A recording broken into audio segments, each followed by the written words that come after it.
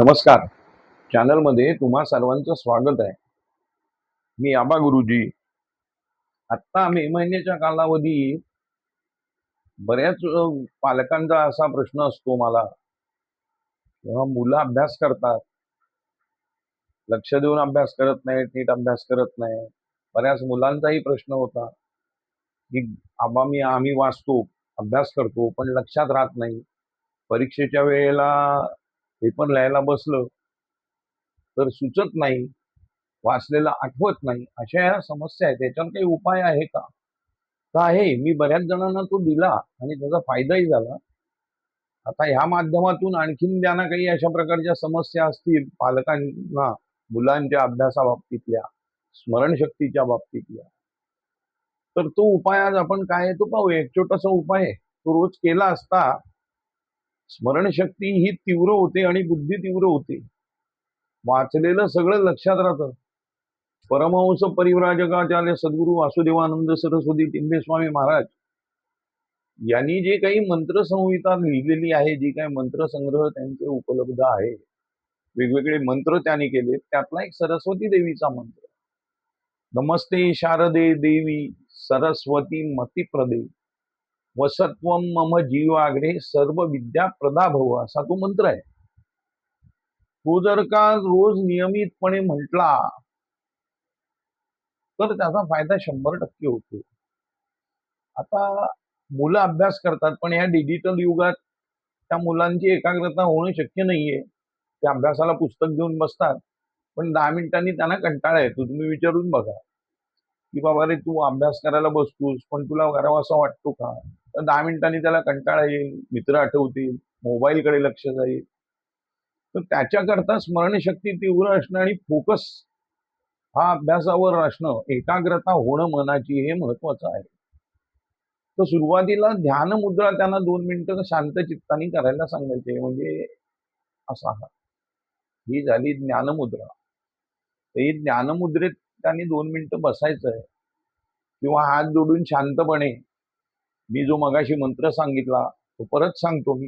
नमस्ते शारदे देवी सरस्वती मतिप्रदे वसत्वम मम जीवाग्रे सर्व विद्या प्रदा भव. 7 वेळा म्हणायचं आहे आपण, जास्त नाही, फक्त 7 वेळा. 7 वेळा हा मंत्र म्हणायचा आणि नंतर अभ्यासाला सुरुवात करायची.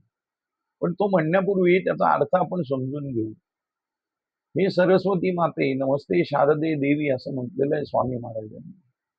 हे ती काय आहे तर विद्येचं दान देणारी आहे. विद्या तिच्या जवळ आहे. अशी सरस्वती माता सरस्वती आहे. शारदे देवी, तू आम्हाला या जगातील विद्यांचं ज्ञान दे आणि त्या ज्ञानाचं दान आम्हाला तू दे. हे आपण मागितलेलं आहे. तिला सांगितलेलं आहे वसत्व मम जीवाग्रे, म्हणजे म्हणजे माझ्या जिभेच्या आग्रावर, म्हणजे टिप ऑफ द टंग, म्हणजे माझ्या जिभेच्या आग्रावरती तू, शेंड्यावरती तू वास कर आणि ह्या सर्व विद्यांचं मला दान दे. मी अभ्यास करतोय ते माझं वाचणार आहे, ते मी माझ्या लक्षात राहणार आहे, असं म्हणून हा जप 7 वेळा म्हणून त्यांनी करावा आणि अभ्यासाला सुरुवात करावी. निश्चितच त्यांचं मन एकाग्र होईल. 21 दिवस हा उपाय करून बघायचा आहे. आणखीन एक महत्वाची सूचना म्हणजे मंत्रसंस्कारित मध किंवा तूप, दूध, कुठलाही एक पदार्थ घ्या आपला, तर तो चमच्यात घ्यायचा आहे, अर्धा चमचा. दूध घेतलं तर अर्धा कप दूध घ्या. भांड्यात असावं, धातूच्या, चिनी मातीच्या भांड्यात, म्हणजे कपात नको. त्याच्यावर डाव्या हातात भांड घेऊन उजवा हात त्याच्यावर ठेवायचा आहे आणि पालकांनी हा 27 वेळा मंत्र म्हणायचा आहे की ते संस्कारित झालं, अभिमंत्रित झालं. ते तुमच्या मुलाला प्यायला द्या. 27 दिवस देऊन बघा, 27 वेळा म्हणून काय फरक पडला. तर 100% त्याच्या लक्षात राहायला लागेल. त्याची स्मरणशक्ती ही वाढीला लागेल. स्मरणशक्ती तीव्र होते. आता तुम्ही म्हणाला आता एक फक्त मंत्र आहे, मंत्र म्हणून काय होणार. तर जेव्हा डोळे शांत मिटून ही म्हणण्याची प्रक्रिया होते तेव्हा ब्रेन फोकस जो असतो, विचारांचे जे गोंधळ मनात असतात, डोक्यात चालू असतात असंख्य विचार, ते थांबतात आणि त्याच्या ज्या ब्रेनच्या वाईब्स आहेत, वेव्ज आहेत,